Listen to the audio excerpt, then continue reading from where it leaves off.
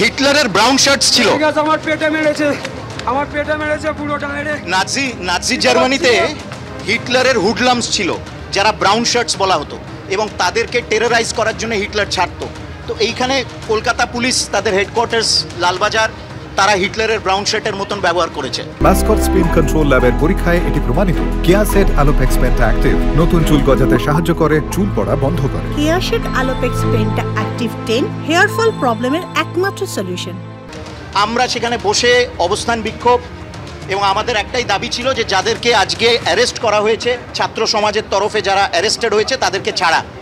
And we were protesting. প্রথমে তারা লাঠি মারতে আরম্ভ করলো, লাঠি মেরে আবার বলে না কই আমরা তো মারিনি।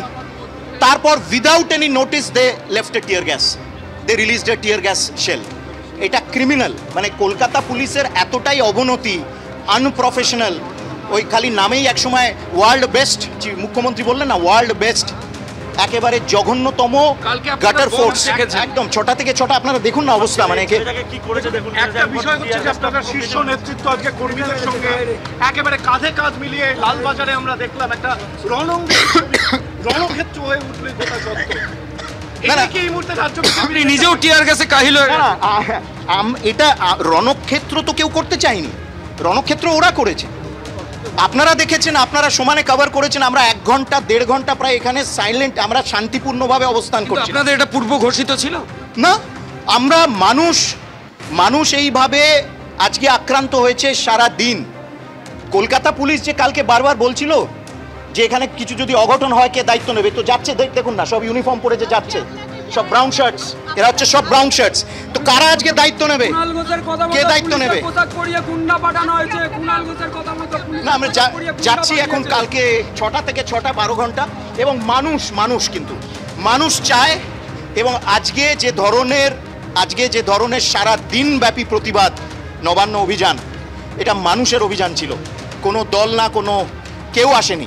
সাকসেসফুল হবে নামে আসলে আপনাদের কর্মীরা। উজ্জ্বল ঘোষ আমাদের ক্যামেরা পার্সন সরাসরি যে ছবি দেখাচ্ছে, আমি এই মুহূর্তে বিবি গাঙ্গুলি স্ট্রিটের ছবিটা দেখাবো। এখানে এই মুহূর্তে যদিও যে বিক্ষোভ ছিল সেটা পুলিশ আধিকারিকরা তাদের ছত্রভঙ্গ করে দিয়েছেন। বিরাট ফোর্স, তারা এই মুহূর্তে ফিয়ার্স লাইনের সামনে পুলিশের যে বিরাট বাহিনী তারা এই মুহূর্তে গেছে, এবং যারা বিক্ষোভ করছিলেন টিয়ার গ্যাসের শেল চার্জ করে তাদেরকে কিন্তু এই মুহূর্তে ছত্রভঙ্গ করে দিয়েছে। লজ্জার কথা যেভাবে টিয়ার গ্যাস ছোড়া হয়েছে আমাদের ওপরে, এবং অনেকেই অসুস্থ হয়ে পড়েছেন। আমাদের সঙ্গে মহিলারা রয়েছেন বিশেষ করে, মানে একটা মহিলার ঘটনার এখনো বিচার হয়নি, তার জন্য মানুষ নেমেছে।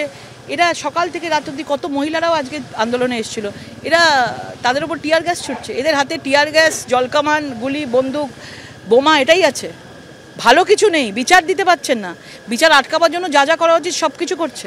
এই যে মহিলা মুখ্যমন্ত্রী হয়ে উনি কি করে পারেন এগুলো? আমাদের একটাই প্রশ্ন, যা হচ্ছে হোক, কিন্তু তিনি তো একটা বিচার দেবেন। আরজি করে যখন মানুষের ঢল নেমেছে অরাজনৈতিকভাবে, রাজনৈতিকভাবে সব কিছু ফ্ল্যাগ ছেড়ে দিয়ে, রং ছেড়ে দিয়ে, কিন্তু সেটা না করে আজকে যে ছাত্র সমাবেশের ওপর যেভাবে উনি মানে জলকামান টিয়ার গ্যাস ছুঁড়েছেন, এবং ছাত্র সমাবেশের ডাকে যারা 8 থেকে 80 মানুষেরা আজকে যোগদানে সামিল হয়েছিলেন তাদেরকে যেভাবে গ্রেপ্তার করে নিয়ে যাওয়া হয়েছে, বুড়ি গাড়ি করে তুলে নিয়ে যাওয়া হয়েছে, কিসের জন্য নিয়ে যাওয়া হয়েছে? 12 ঘন্টার বন্ধে যারা আজকে দেখেছেন যে ছাত্র সমাজের ওপরে যেভাবে অ্যাটাক করা হয়েছে, যেভাবে আক্রান্ত হয়েছে, যেভাবে বিচারের জন্য সবাই পথে নেমেছে, এবং এই বিচার যতক্ষণ না হবে, আমাদের ভারতীয় জনতা পার্টির তরফ থেকে আমাদের যারা কর্মীরা রয়েছে, কার্যকর্তারা, তারা মাঠে আছে। এবং আগামীকাল আমরা আজকে লাঠিচার্জের জন্য আমরা 12 ঘন্টার বাংলা বন্ধ রেখেছি, এবং সবাই এর মধ্যে আমরা সামিল হব।